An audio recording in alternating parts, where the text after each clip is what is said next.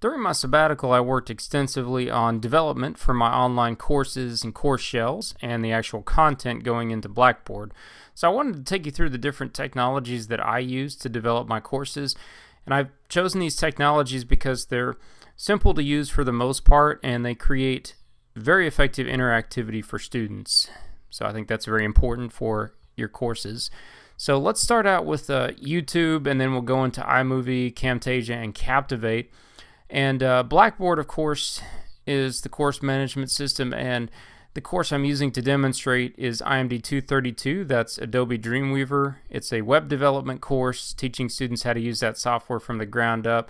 Now these links here in the design of the course, I'll go into that in more detail on that page of my website, go into the instructional design part, sort of how I develop my courses and what I think makes for an effective course.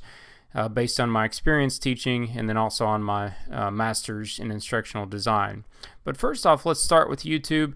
Now, I create YouTube channels for each of my classes. I found that students really like that, and it provides the greatest chance for success without technical problems. It minimizes the risk that students won't be able to see the video, because everybody uses YouTube. It works on any platform that you have, which I think is really important now. You don't want to cut out someone that's using a tablet or a device that does not display flash. So you got to be careful about that. So in this case, I do two different types of videos. Do weekly updates where you can see me and I talk to you about what the course is going to be about, talk to students about that. And then in the other videos, I do tutorial demonstrations. Pretty standard here with these. I do use HD quality, so students can select HD and then increase the size of the video to large or full screen if needed, and then you can see the software really well because there's a lot of small windows. So those are two channels I create each semester for classes, and then I put the links in Blackboard. And I usually do the links like this. I do a tutorial movies section, and then in that section I do the YouTube links, and then that takes you to a pop-up window. I don't like to embed the videos directly into Blackboard because I like students to be able to access that channel, that YouTube channel, outside of Blackboard if they need to. And also the videos play better if you actually look at them in YouTube. So that's how I put the links in for that.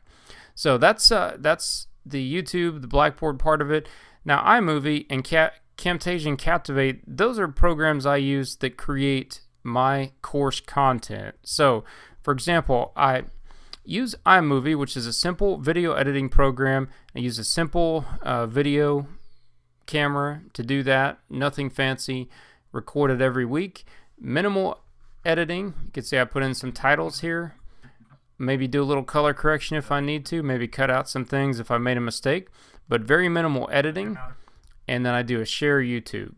Now if you don't have this program, if you're on a PC, there are a lot of different alternatives that work just as well. This happens to be the program that I like to use for simple video editing because it comes with every Macintosh computer and it works well with YouTube. So that's how I do my videos. Okay, and then I do my tutorial lectures with two different programs.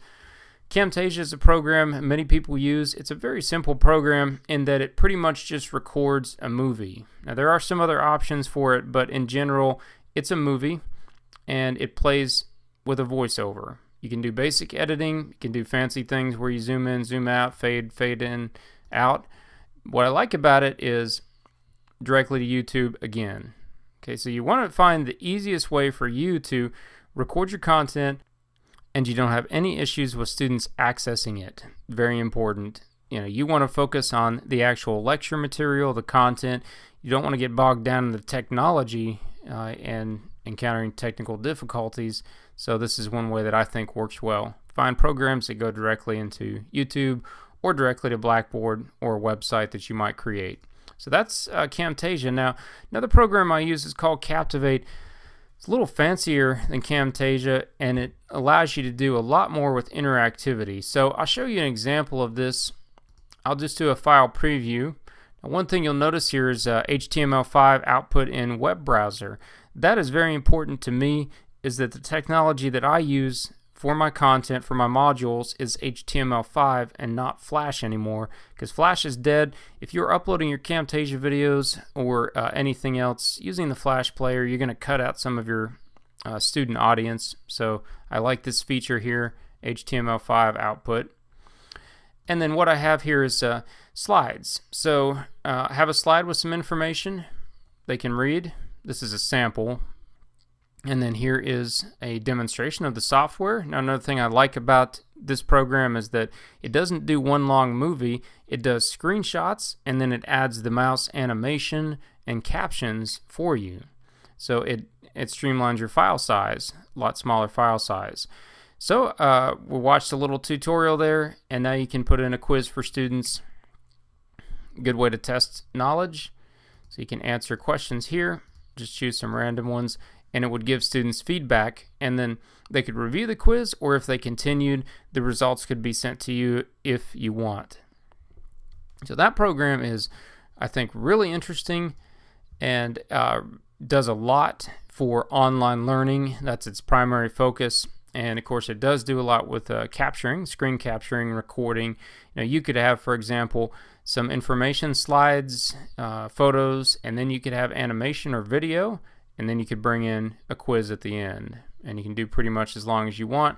And what I do with this is I usually upload.